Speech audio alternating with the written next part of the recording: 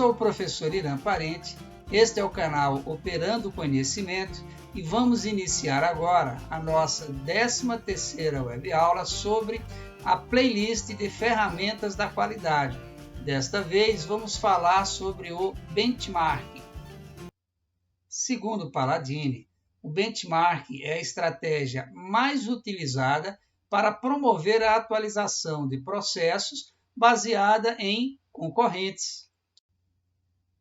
Palladini cita a analogia do benchmark com o hábito dos exércitos aliados, durante a Segunda Guerra Mundial, de capturar equipamentos inimigos para analisá-los e conhecer suas características específicas, tanto para definir como destruí-los, como para construir dispositivos mais potentes. Nesta analogia, os padrões de desempenho dos equipamentos inimigos passavam a ser metas de seu próprio desempenho. Então, logicamente, você ia buscar analisar aqueles equipamentos do exército inimigo que tinham um desempenho superior aos seus. Dessa forma, benchmark significa fixar objetivos em função de referenciais, de marcas. Pesato cita que o termo benchmark tem origem na agrimensura, em que se define um marco no terreno para que se faça comparações de altura, direção, distância, entre outros. Esse conceito traz o sentido de ponto de referência. Então, este autor cita como um dos exemplos pioneiros e clássicos, tradicionais da literatura da área, como a utilização do benchmark pela Xerox na década de 70 para comparar as suas máquinas copiadoras com as máquinas fabricadas pela Fuji.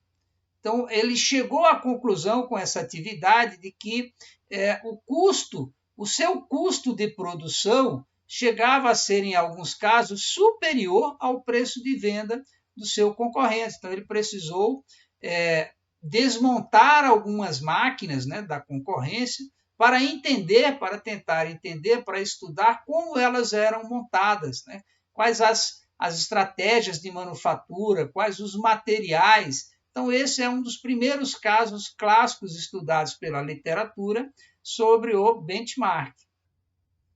Pesato cita ainda os tipos de benchmark. Nós podemos realizar um benchmark interno, é aquele desenvolvido e praticado dentro da própria empresa, dentro da própria organização, e que objetiva conhecer e disseminar as melhores práticas que já são utilizadas dentro da organização.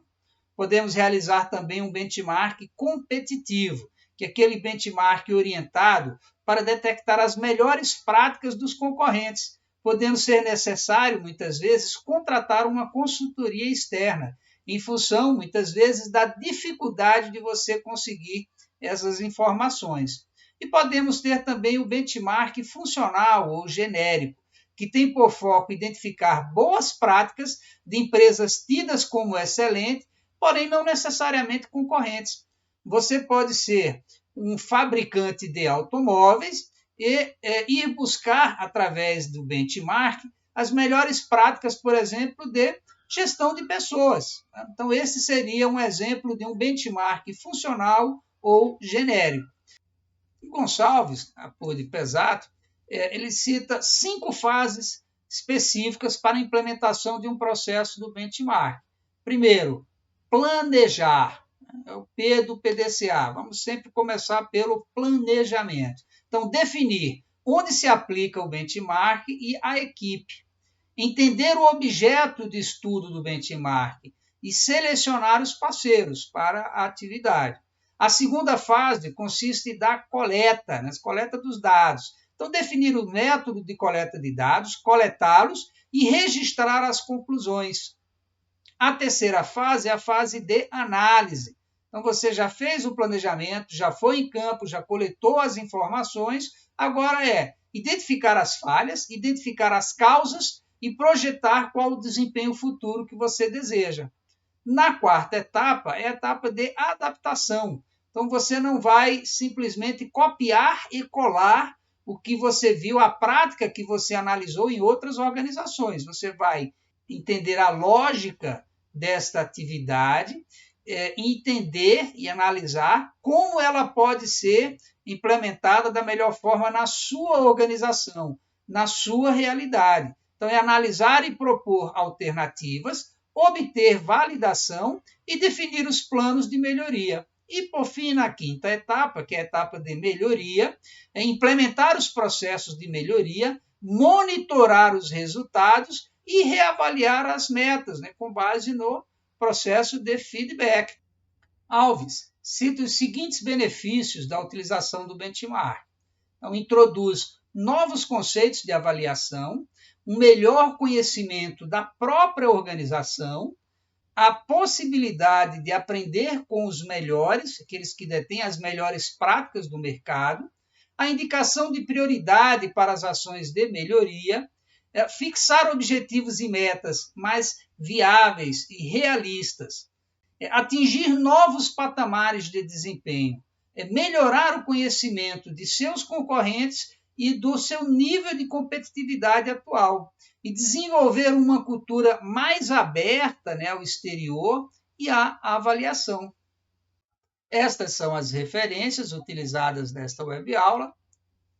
Se você gostou desse vídeo, dê um like, compartilhe, se inscreva neste canal, nos encaminhe sugestões para tratarmos nas próximas playlists. Você também pode encaminhar comentários de suas experiências com essa ferramenta. E aí, você já utilizou o benchmark na sua carreira profissional?